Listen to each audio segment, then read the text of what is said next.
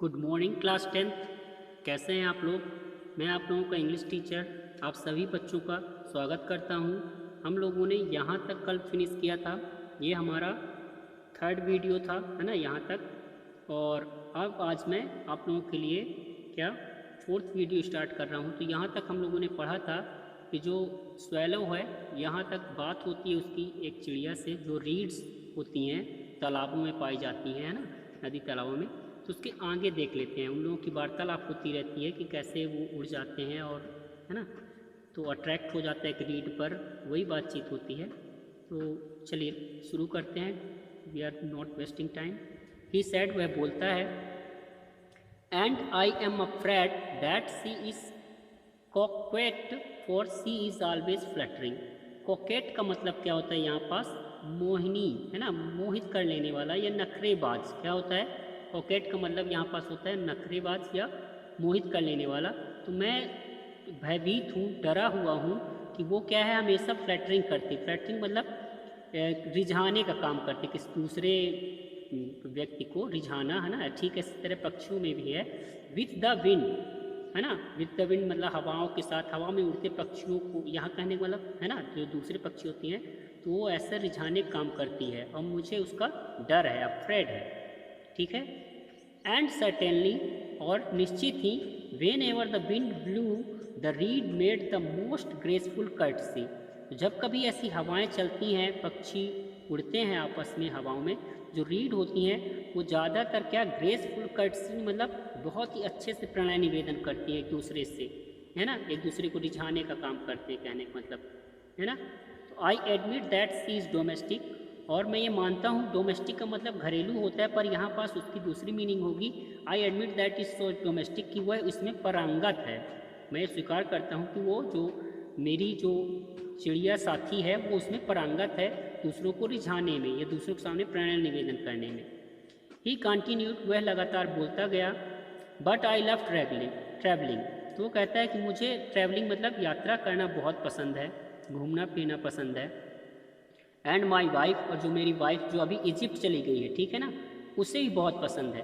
Consequently, अलग अलग तरह से, शुड लव ट्रैवलिंग आल्सो, मतलब हम दोनों को एक तरह से ट्रैवलिंग, हवा में उड़ना, घूमना पसंद है, ठीक है। अंत में फिर वो जो रीड उसको अभी तालाब या नदी किनारे मिली है, उसको आखिरी बार बोलता है, will you come away with me, क्या तुम अब मेरे साथ आओगे, आओगी, है ना। ही सैड फाइनली, अंततः पूछ ही लेता है उससे, to her, but the reed shook her head, she was so attached to her home. लेकिन वो अंततः सिर झटक देती है, सिर झटक देती है मतलब सुख हर हेड का मतलब सिर झटक देना, कि नहीं, मैं तुम्हारे इस निवेदन से स्वीकार करती हूँ। और she was attached to her home, और वह अपने घर को चली जाती है, ठीक है, मतलब उड़ जाती है। तो उसका ये भी साथ छोड़ देती दूसरी चिड़िया, और उसकी जो पत्नी है वो ऑलरेडी कहाँ, इजिप्ट जा चुकी है दूसरे पक्षियों के साथ, है ना, उड़कर, और ये यहाँ पीछे रह जाता है अभी तक की कहानी में। अब तो यहाँ पास यू हैव बीन, यहाँ पास आ जाते हैं students, you have been trifling with me, मतलब तुमने भी मुझे, ट्रिफलिंग का मतलब होता है तुच्छ या बेकार सी चीज़, तुमने भी मुझे तुच्छ सी चीज़ समझा, मतलब तुमने भी मुझे धोखा दिया। ही क्राइड, वह चिल्लाता है, I am off to the pyramids, अब इसलिए मैं भी क्या है, पिरामिड्स चला जाऊंगा। पिरामिड्स कहाँ होते हैं, इजिप्ट में। कहाँ है पिरामिड्स, एक मतलब संरचना होती है, बहुत पुरानी संरचनाएं हैं। तो मैं भी पिरामिड्स चला जाऊंगा, कहने का मतलब इजिप्ट चला जाऊंगा। गुड बाय, और जोर से कहता है okay good bye, and he flew away, और वो भी अपने रास्ते चल देता है। अब स्टूडेंट्स यहाँ से मेन स्टोरी शुरू होती है। ये तो थी कि कैसे वो अकेले रहा तो दूसरी चिड़ियों को अपने साथी बनाने के लिए बातचीत हुई, है ना, ये सब। और इधर अब मेन स्टोरी यहाँ से है, तो यहाँ से अच्छे से मन लगा के सुनिएगा। All day long he flu and at night time he arrive the city, वह पूरा दिन उड़ता रह गया, है ना, और अंततः रात में वह फिर वही शहर में आता है। Where shall I put up, अब मैं कहाँ ठहरूंगा, मतलब कहाँ रुकूंगा, चूंकि रात हो गई है। ही सैड, वह बोलता है, I hope the town has made preparation, मैं आशा करता हूँ कि टाउन में कुछ न कुछ तैयारी हो जाएगी, मतलब मेरे ठहरने की रात आज मैं गुजार लूँगा, है ना, इसकी तैयारी हो जाएगी। देन, तभी क्या होता है, देन ही सा the statue on the tall column, तभी उसे वो मूर्ति दिखाई देती है जो एक लंबे स्तंभ के ऊपर स्थित है। I will put up there, मैं वहीं ठहर जाता हूँ स्टेचू के पास। ही क्राइड, वह बोला। It is a fine position with plenty of fresh air, ये एक बहुत अच्छी जगह है जहाँ पास क्या होगा, बहुत सारी ताज़ी हवा भी मिलेगी, चूँकि स्टेचू काफ़ी ऊंचाई पे है। So he alighted just between the feet of the happy prince, इसलिए वह अपने आप को अलाइटेड मतलब समायोजित करता है, मतलब अपने आप को संभालता है कहाँ पास, दो पैरों के बीच में, हैप्पी प्रिंस के पैरों के बीच में जो जगह थी वहीं पास सोचता है यही मेरा घोंसले जैसा स्थान है, मैं यहीं पास ठहर जाऊंगा। ठीक है, आज इसको इतना फिनिश कर लेते हैं स्टूडेंट्स। ठीक है, I have a golden bedroom, मेरे पास तो आज सोने का बिस्तर है। गोल्डन बेडरूम उसके कहने का मतलब है क्योंकि जो हैप्पी प्रिंस है पूरा सोने से ऊपर जड़ित है ना, तो कहता है आज मेरा तो गोल्डन बेडरूम है, सोने का शयन कक्ष है।